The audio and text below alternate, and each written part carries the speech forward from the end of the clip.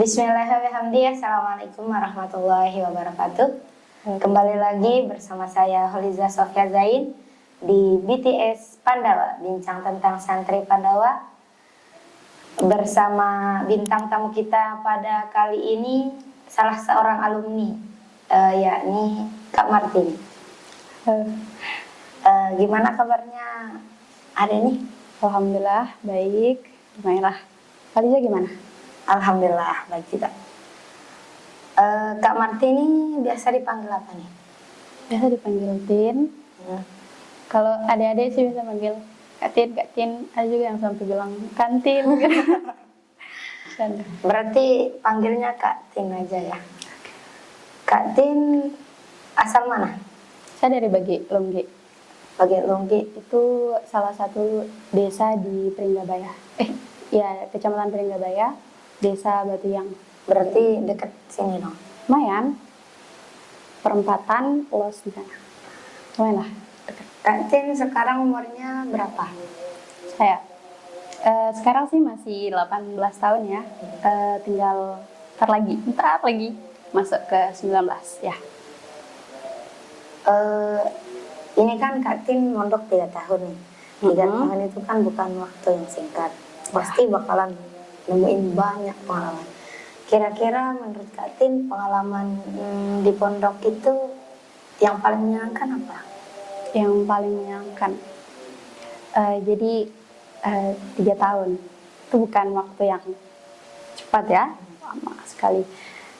Paling berkesan itu sebenarnya banyak, tapi kita jadi santri yang paling luar biasa berkesan itu adalah ketika kita mendapatkan kepercayaan dari ayah, bunda, ketika kita berkhidmat kepada guru-guru kita, kepada ustazah kita, kayaknya itu deh yang paling luar biasa, kesempatan untuk berkhidmah kepada guru, pada ustazah. Berkhidmat yang kayak gimana? Misal kalau minta tolong sama ustaz untuk ngelakuin ini atau ustazah suruh ngelakuin itu, intinya apa yang dari perintah beliau diberikan kesempatan untuk kita ngelakuin itu kayak udah hal yang paling luar biasa gitu bagi kita. Kayak dipanggil kan berarti kita termasuk orang yang ya dilirik sama beliau gitu. Selama berkhidmat itu pernah nggak kayak rasa bosen? Kan sering-sering disuruh nih, pernah nggak ngerasa kayak berat? Sebenarnya kalau disuruh itu selalu kita nanti. Ketika kita dipanggil sama ustaz ataupun ustazah, selalu kita nanti tuh kapan itu. Tapi ya namanya manusia, kalau misalkan sering-sering pasti memang ada rasa bosan. Tapi ingat lagi bahwasanya kita di santri kan. Nah jadi kalau dipanggil ya ikut aja gitu. Ya. Misalkan pernah nggak kayak gini, pas lagi enak-enaknya belajar, terus dipanggil sama ustaz, misalkan buat disuruh cuci piring atau apa gitu, pernah nggak? Pernah. Nah, terus itu gimana? Ya, namanya juga hati ya, kadang berubah-ubah, tapi ingat lagi gitu, apa yang kita dapat setelah ngelakuin perintah ustaz gitu. Berarti yang lebih di kedepan itu khidmat. Iya, karena itu memang ciri khas santri kan. Betul. Terus kalau pengalaman Kak Tin yang paling kocak itu apa? Paling kocak Ya. kalau kita lagi ngaji, misal ustaz, kita udah baru aja buka kitab itu udah kayak ngantuk. Terus sampai ketiduran, kita nggak sadar itu tidur. Kalau misalkan ustaz lagi ngejelasin, lagi menerangkan, itu kadang nggak sadar kita lagi tidur. Beneran itu Kak, buat-buat kan tiba-tiba aja ngantuk, nggak tahu itu kayak memalukan gitu. Pernah nggak dimarahin gara-gara tidur di pengajian sama ustaz? Kalau misalkan di pengajian umum mungkin nggak dilihat sama ustaz ya, paling kalau ada ustazah itu negur. Nah, tapi kalau misalkan ngaji kitab gitu kan, untuk kelas-kelas program peminatan pernah. Kadang kalau yang laki, kalau ustaz pernah, kalau beliau ayah kadang ditampar langsung itu supaya jerih. nggak ngelakuin kayak gitu. Kalau kita kan perempuan nggak pernah. Ayah paling disuruh bangunin gitu. Terus selama di pondok pesantren itu kan kerjaannya ngaji. Pernah nggak Kak Tin ngerasa bosan gitu ngaji terus? Sering bosan. Sebenarnya bosan banget. Ya namanya kalau kita ngelakuin sesuatu yang berulang-ulang terus menerus itu aja kita lakuin. Bosan banget. Pas lagi bosan itu Kak Tin ngapain aja? Ada nggak solusi biar bosannya hilang? Biasa sih saya ngelakuin apa yang saya suka. Kayak misalkan kadang kalau lagi bosan saya nulis curhat di diary. Atau kalau misalkan nggak kayak itu, saya suka kan lumayan lah suka baca novel. Jadi ya cari novel buat dibaca, pinjem atau kadang saya beli nitip di USA. Kata Kak Tin tadi kan suka baca novel. Kak Tin suka baca novel yang kayak gimana? Saya suka novel yang religi. Ya, saya suka religi. Kok bisa ke religi sedangkan kita kan masih remaja? Karena itu yang kadang saya baca sih, karena saya kan baca bukunya terbatas kan ya. Jadi saya sering baca bukunya Habibur Rahman, karya-karyanya beliau, kayak ayat-ayat cinta, kayak tauhid, diri cinta, dan ya lain sebagainya. Ini kan udah nih pengalaman senang, kocak. Sekarang pengalaman yang menyedihkan itu yang Kak Tin rasain yang kayak gimana selama 3 tahun di pondok? Pengalaman paling menyedihkan. Paling menyedihkan itu pas kelas 2 SMA. Waktu itu saya semester 2 kayaknya ya. Semester 2 waktu itu Desember. Ketika Bapak meninggal. Ya, itu paling rasa hancur banget. Yang di pikiran Kak Tin saat itu apa? Kacau, gak bisa saya jelasin. Sedih banget. Satu-satunya azimat saya yang tersisa harus pergi meninggalkan. Jadi sedih banget. Kalau Ibu meninggal pas saya kelas 1 SD. Ya, ibu saya meninggal pas kelas 1 SD. Itu kan kita belum tahu apa-apa kan ya, masih kayak bocil lah. Orang nangis ya kita nangis, nggak nangis ya diem aja. Tapi kalau misalkan ditanya tentang ibu, ya sedih sih, tapi kayak nggak ngerasa sedih waktu kita udah ngerti gitu. Kayak misalkan kita udah SMP kan, atau menuju SMP kelas 5 kelas 6 itu udah mulai ngerti kan tentang kasih sayang. Nah, di sana baru ngerasa bener-bener sedih. Ya Allah, kok gini banget, kehilangan gitu. Itu kan Kak Tin rasain pas kelas 2 SMA. Pas pertengahan nih.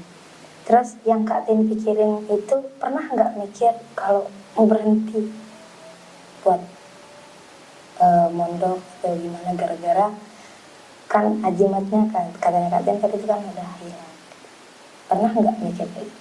Enggak, justru karena udah beliau nggak ada lagi, kan kita katanya kan salah satu agar orang tua itu terus berjalan pahalanya adalah menjadi anak salehah kan. Justru dari itu saya pengen mewujudkan menjadi yang terbaik gitu, supaya bisa menjadi ladang pahala buat beliau, pahala berjalan yang bisa memberikan kebaikan di akhirat buat beliau. Di sana memang sih saya jujur saya ngerasa hancur, saya ngerasa sedih banget, kayak nggak ada harapan. Bayangkan kedua orang tua udah ninggalin kan. Sedih aja, tapi gimana lagi, udah takdir. Saya tetap berjuang, selalu saya ingat bahwasanya saya harus bisa menjadi ladang pahala buat beliau. Saya harus bangkit dari keterpurukan saya. Saya harus bisa bangun dari sini. Sebenarnya saat-saat itu hampir tiap malam mungkin saya menangis. Ya, hampir tiap malam saya nangis, saya kangen, saya nyedih, kok gini banget takdir ya. Terus pas Kak Tin lagi kangen itu cara ngobatin kayak gimana? Doa, doa, ya. Doa adalah jalan. Gak bisa kalau ketemu, gak bisa. Saya selalu berdoa, saya pengen ketemu dalam mimpi, saya pengen ketemu sekali aja ketemu gitu kan. Tapi gak bisa. Nah, pas saya udah benar-benar ikhlas hati saya sama Bapak, di sana baru beliau hadir dalam mimpi saya, semimpi. Dan nak, Bapak udah ridho sama kamu gitu ya. Itu jadi kayak ya tenanglah hati saya. Sana jadi ya berarti harus buktiin, harus bisa jadi lebih baik gitu. Setelah itu pernah nggak kayak ngerasa down lagi? Sering kalau kita kan hidup kan ya, pasti naik turun semangatnya ya. Kalau ngerasa down itu pasti sering banget, apalagi nggak ada orang tua tempat cerita, nggak ada lagi ibu. Saya kalau lagi sedih, lagi ngedown itu biasa membayanginya ibu sih, ibu ya. Saya pasti kadang saya cerita sendiri kayak ngerasa ibu saya lagi ada di samping gitu. Saya ngomong, saya curhat, saya cerita dah apa yang saya mau ungkapin, saya ungkapin langsung. Ya, jadi kayak, walaupun terkesan kayak orang gila. Jadi ya sembunyi-sembunyi sih, nggak di depan orang. Terus kan kata Kak Tin tadi nggak ada tempat cerita. Berarti selama ini Kak Tin cuma pendam aja gitu. Mungkin ada kayak sahabat atau apa gitu. Sahabat banyak. Gini, cerita itu kita nggak bisa ceritakan semua hal tentang diri kita pada orang lain. Nggak bisa kan? Apalagi hal-hal yang benar-benar privat gitu kan. Pada diri kita nggak bisa kita cerita. Saya nggak bisa sembarangan cerita ke orang-orang. Mungkin ya ada saya pernah cerita kadang kan ke ustazah atau ke ustaz minta solusi gitu, mana yang terbaik. Kita berbagi, beliau berbagi yang ya kita butuh kan, kita minta lah pencerahan. Tapi untuk sebebas untuk ke orang tua itu nggak bisa, nggak ada. Berarti cuma pendam aja gitu. Iya, kadang hal-hal berat memang dipendam sendiri, nangis. Saya kalau udah nangis itu udah lega, jadi nangis pilihan. Ada kelegaan. Ini kan Kak Tin sekarang kan udah jadi alumni nih Ya, di pondok. Kak Tin lanjutnya kemana? Saya lanjut di 2 universitas. Seperti yang Ustaz biasa bilang, Universitas Duduk Bersila, Mahat. Sama UNY juga, saya ngambil jurusan matematika, pendidikan. Kenapa kok Kak Tin bisa ke Mahat? Kenapa pilih Mahat? Sebenarnya gini Jo, waktu itu saya ada 2 pilihan. Saya udah bingung mau pilih mau ke Mataram atau ke Mahat. Tapi, cerita dulu. Dulu, waktu saya baru masuk ke sini tuh, gak ada tertarik saya buat masuk Mahat. Saya nggak mau Mahat, pokoknya nggak mau Mahat. Kalau saya dari Mahat, kayak ngerasa nggak mau udah, nggak ya kurang suka lah gitu. Awal-awal kan baru masuk ke sini. Mahat. Tapi lama-lama sering diceritain sama ustaz, sama ustazah, ceritain Mahat itu gini loh, Mahat itu gini loh. Ceritain, banyak sekali diceritain kayak kita seperti didokterin untuk masuk Mahat kan. Akhirnya saya tertarik. Saya nggak tahu kapan itu mulainya, saya nggak tahu. Tapi di sana besar banget angan saya untuk masuk Mahat. Jadi imbang, mau Mahat atau ke Mataram itu 2 pilihan. Di penghujung saya kelas 3 di sana ada arahan dari ustaz, ayo dah kamu Mahat dah. Mahat itu penting apalagi buat kita perempuan gitu kan, jadi bekal kita. Ya udah, berdoa, minta yang terbaik, Bismillah Mahat. Metode belajar di Mahat itu kayak gimana? Di sana, jadi itu adalah salah satu perguruan tinggi yang non formal. Jadi yang nggak terkait sama aturan pemerintah gitu sekolahnya. Sekolahnya. Jadi kita belajar itu dari pagi jam 7, mulai doa pagi, terus kita selesai jam 1 siang. Kayak gini, jadi dari jam 7 pagi sampai jam 9 itu kita ngaji pagi. Ngaji pagi itu ya pengajian umum gitu, semua kelas dikumpulin di masjid, dalam masjid besar kan. Nah di bawah itu yang nggak sholat, yang haid, yang perempuan itu di bawah lah. Nah terus setelah udah jam 9 kita jam 10-nya masuk mulai jam kelas. Jam itu di kelas ngaji lagi. Iya, kelas gemuk gitu Jo. Nah itu bisa sampai 200 bahkan 200 lebih satu kelas. Kita duduk dah di lantai kayak gini, kita pakai sajadah gitu, bawa rehan, bawa kitab gitu. Itu 200-an orang lebih gitu. Iya, 200-an orang di dalam satu kelas. Itu gak bosan dari jam 7 sampai jam 1 ngaji. Wih, enggak, kalau misalkan kita duduknya di barisan 1, 2, 3 itu mungkin enggak ngerasa ngantuk ya, karena kan langsung dilihat sama Abah. Kalau udah di belakang, itu kan kadang kalau tidur pun nggak bisa dilihat sama Abah. Tidur dah, terus kita. Berarti kalau emang mau belajar itu harus kita duduk di depan. Kalau mau dapat. Iya, itu pilihan terbaik, harus duduk di depan, karena kalau duduk di depan kita bisa fokus dengerin Abah dan takzim seorang murid kan. Apalagi kalau di depan itu harus ya nggak bisa kita sembarangan bergerak belakang gitu, nggak bisa karena Abah ada di depan. Jadi ya fokus dengerin gitu. Kak Tin pernah tidur di mana? Tiap hari. Tiap hari saya tidur aja. Terus yang didapat apa dong? Ya gini, tidur bangun lagi, tidur bangun lagi gitu. Jadi ya yang didapat apa pas Abah ngejelasin pas saya lagi sadar itu saya tulis. Kalau tidur Kalau nggak sadar lewat gitu. Tapi waktu awal-awal kan masih semangat ya, gak tidur no. Nah kalau udah seminggu, 2 minggu, sebulan tidur aja, pasti tidur. Tapi kalau misalnya baru masuk lagi enggak. Jadi kalau di Mahat ya ngerberkah ke yang lain. Gitu dah. Kan Kak Tin ngambil 2 universitas. Yang pertama Universitas Duduk Bersila ya, sama yang satunya apa? Universitas Nahdlatul Ulama UNY Mataram Kampus Anjani.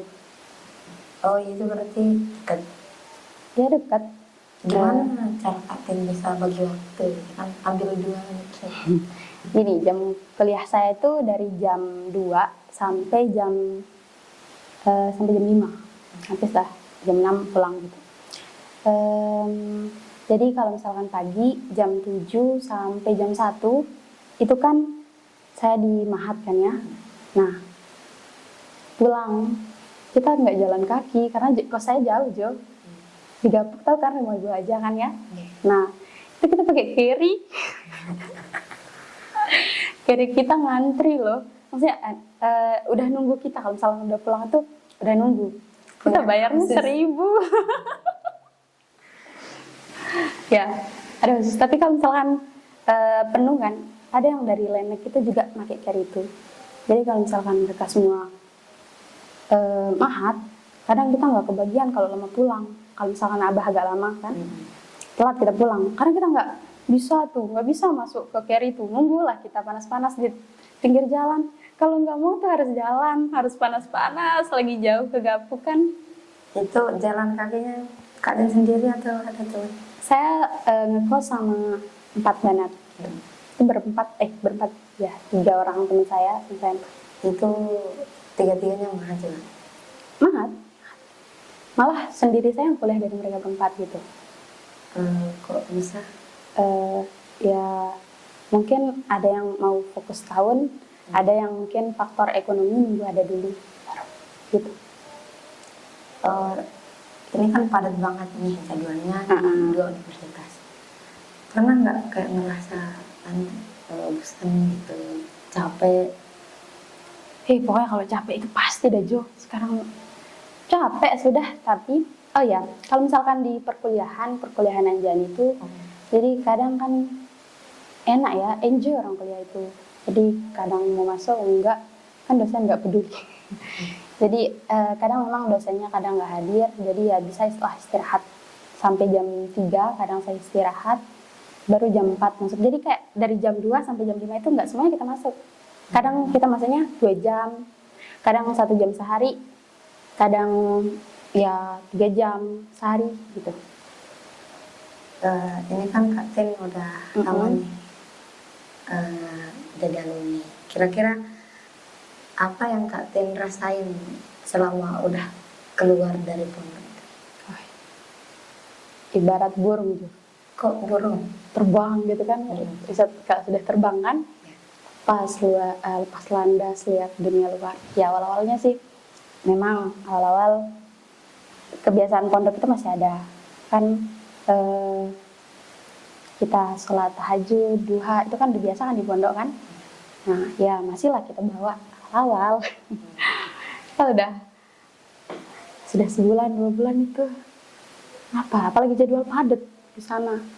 Kadang itu kalau saya kuliah itu saya jalan dari Gapuk sampai kampus itu panas-panas, jam 2 itu kadang saya jalan, sering lah jalan. Udah kadang capek, kadang jadi kalau malamnya kelolosan, kadang kan jadi ya bangun pas subuh tidur lagi. Nah udah berangkat mat lagi.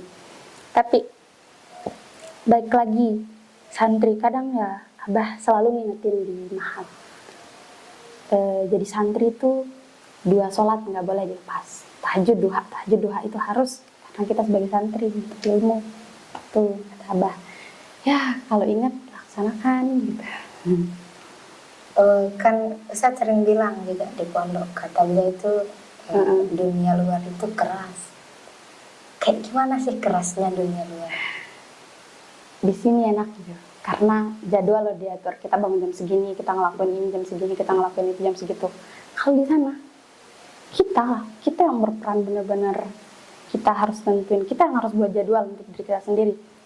Sekarang kita harus ngelakuin apa, nanti kita harus ngelakuin apa. Itu benar-benar kalau nggak kita ngelakuin kayak gitu, kita bakal kebawa arus. Teman kita ngelakuin ini, kita ikut. Teman kita ngelakuin itu, kita ikut. Teman-teman di sini gimana perbuatan mereka, kita bakalan ikutin kalau kita nggak sendiri yang atur diri kita. Jadi begitu. Nah, emang keras ya, beneran. Apalagi kalau misalkan anak santri kan, jarang bertemu dengan dunia luar. Gitu kan, kita biasa di dalam pondok dikurung. Gimana rasanya di pondok? Kalau ditanya rasa di pondok, apalagi yang udah 6 tahun di sini, mau 6 tahun, bosan ya. Ya, bosan. Tapi tetap terjaga kan, anunya kan? Kita tetap terjaga dan aktivitas kita tetap teratur. Nah nanti kalau misalkan kita sudah di luar, itu kita sendiri yang nentuin. Tapi alhamdulillah kalau ada apa-apa saya selalu konsultasi sama Ustaz. Jadi saya selalu hubungin Ustaz atau Ustazah, minta pendapat kayak ini kayak gimana sih Ustaz, jadi gitu. Saya intinya nanti kalau misalkan Jo udah keluar dari sini, lagi berapa tahun Jo? Lagi berapa tahun di sini? Tinggal 1,5 tahun. Masih Gak sabar. Hati-hati kalau ada di luar Jo. Harus Jo punya tempat untuk bercerita. Jadi kalau misalkan Jo butuh saran cepet gitu untuk Jo dapat solusi. Karena kalau udah di dunia luar Jo, intinya tuh lepas sudah, kita ibarat burung yang udah terbang tuh lepas landas. Kadang kalau kita nggak punya kendali, ya udah kita terbang sana sini, jadi nggak jelas gitu.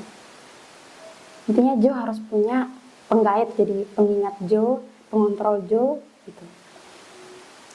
Paham ya? Oke, terakhir nih Kak Tin. Ada nggak kata-kata inspirasi yang masih Kak Tin pegang sampai sekarang? Ada dong. Jadi saya masih ingat dulu tuh ayah sering banget berpesan kepada kami. Ayah bilang, anak-anakku, kejarlah akhirat, maka dunia akan berbalik mengejarmu. Dan jangan sibukkan dirimu untuk mengejar dunia, sedangkan dunia bersamamu saat ini. Saya juga ingat ayah selalu bilang gini, jika dengan mengeluh masalah bisa teratasi, maka manusia kehilangan makna terbaik sebagai khalifah pemimpin dunia. Sejatinya hidup tidak akan pernah lebih mudah, akan tetapi kita yang harus lebih kuat. Pemirsa Pandawa NN Official, sekian podcast dari kami. Saya ucapkan terima kasih untuk bintang tamu kita kali ini. Kami pamit undur diri. Assalamualaikum warahmatullahi wabarakatuh.